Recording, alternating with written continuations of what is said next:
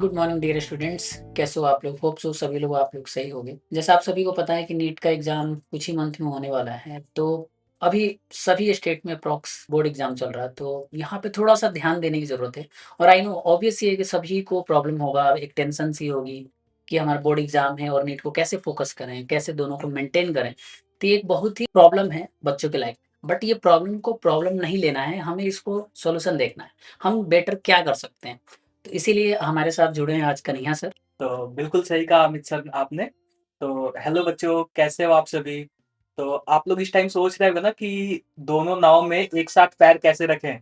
तो आज हम मिलके बताएंगे कि आपको बोर्ड और नीट में कैसे बेस्ट करना है। बोर्ड में भी आपके 95% से ऊपर आएंगे और नीट में भी आप लोग फोड़ के आओगे पक्का। तो मैं आपका कन्हैया सर और आज आपके फेवरेट अमित सर, आज हम आपको ये दोनों मिलके स्ट्रेटजी बताएंगे कि कैसे आपको बेस्ट करना है। सबसे पहले तो बच्चों को एक मिसकंसेप्शन दूर करना है कि बोर्ड और नीट अलग नहीं है। बहुत सारे बच्चे को ये लगता है कि बोर्ड अलग है, नीट अलग है, लेकिन ऐसा कहाँ है? आप अगर मैं रिस्पेक्टिव बायोलॉजी की बात करूँ, तो बायोलॉजी में आप क्या देखोगे? जो आपको एनसीईआरटी में कमांड रखना है, सेम कमांड आपको नीट में रखना है, सेम कमांड बोर्ड में। There are some difference. Difference क्या है कि हमारे पास अप्रोच का डिफरेंस है।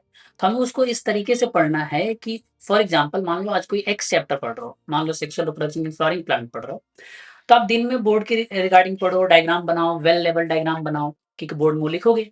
और उसी चैप्टर का आप शाम में क्या कर सकते हो, रिवाइज कर सकते हो। शाम में क्या रिवाइज करना है, तो जो भी एमसीक्यू उससे रिलेटेड वो कर लो। बिल्कुल डरना नहीं है और साथ साथ पैरेलली चलना है। और इस मिसकंसेप्शन से दूर रहना है कि दोनों अलग है। दोनों बिल्कुल अलग नहीं है, एनसीईआरटी टेक्स्ट बुक ही तो है। एग्जैक्टली सर, आपने बिल्कुल सही कहा। और केमिस्ट्री में भी सेम यही रूल लगता है।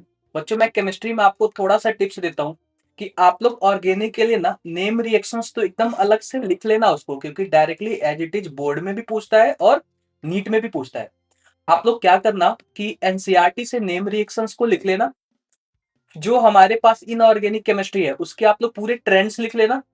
और जो हमारे पास फिजिकल केमिस्ट्री है उसके फॉर्मूले, ये तीनों अगर आप लोग कर लोगे ना तो बोर्ड और नीट दोनों में कॉमन है।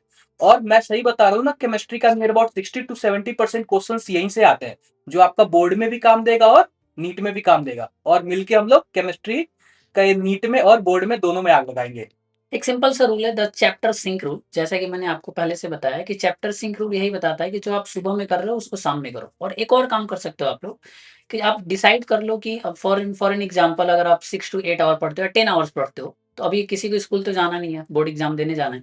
मोस्ट ऑफ जगहों पे प्रैक्टिकल्स हो गए या फिर प्रैक्टिकल बाद में हो गए। अगर नहीं भी हुआ तो that practical is different thing. But उसके अलावा बोर्ड पे फोकस करने के लिए आप डिवाइड कर सकते हो टाइम को। 70-30 का रेशियो कर सकते हो या 60-40 का रेशियो कर सकते हो, डिपेंडिंग अपॉन योर टाइम कि आप कितना टाइम दे रहे हो, आप कितना स्ट्रेंथ है आपका। तो अगर आप बोर्ड के आपका लिखने की हैबिट कम है तो उस केस में आप 80-20 कर लो, बट आप यूजुअली लिखते भी हो तो 70-30 का कर लो। तो जो चैप्टर सिंक रूल और ये दोनों चीज मिला के एक बेटर स्ट्रेटजी हो जाता है नीट और बोर्ड को एक साथ में तैयारी करने का। तो अभी बच्चों मैं आपको थोड़ा सा टिप्स और दूंगा कि अभी हम क्या करेंगे ना, फिलहाल 11th के जो भी चैप्टर्स है ना उनको नीट के लिए भी होल्ड पे रखेंगे। अभी केवल और केवल हमारा फोकस बोर्ड पे होना चाहिए। और बोर्ड में भी क्या करना है आपको, जो बोर्ड का आप लोग जो पढ़ोगे ना, ऐसा पढ़ना कि आप लोग सुबह बोर्ड में पढ़ो और शाम में ना उसके पीवाईक्यू कर लो, यानी कि नीट के लेवल के पीवाईक्यू कर लो। यानी कि सुबह तो आप लोग थ्योरी का प्रैक्टिस कर लो और शाम में आप लोग उसी का एमसीक्यू कर लो, ताकि आपका बोर्ड भी कवर हो जाए और नीट भी कवर हो जाए। और एक बात और, जैसे बोर्ड फिनिश होगा ना उसके बाद हमारे पास 30 से 40 दिन का टाइम मिलेगा नीट के लिए। उसमें हम लोग 11th और 12th फिर से ऐसे नीट के लेवल का पढ़ाई करेंगे। तो जिसकी वजह से हमारा दोनों बेस्ट हो जाएगा, हमारा बोर्ड भी बेस्ट हो जाएगा और नीट भी में भी हम अच्छा कर लेंगे।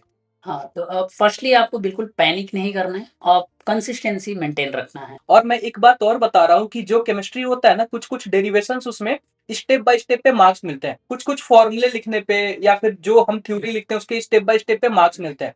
तो मॉर्निंग में तो आप लोग ये करना कि बोर्ड्स के लिए पढ़ना स्टेप बाय स्टेप, और शाम में आके ना उसी का आप लोग प्रैक्टिस करना एमसीक्यू लेवल का, ताकि आपका नीट का भी हो जाए और बोर्ड और नीट दोनों साथ साथ चलता रहे, बेस्ट कमांड हो जाए। होप सो आप सभी लोग को वीडियो अच्छा लगा होगा। वीडियो अच्छा लगा तो please like share and subscribe. And बस जो आप लोग कंसिस्टेंसी बस बनाए रखना, बेस्ट होगा, सब आग लगा देंगे। All the best.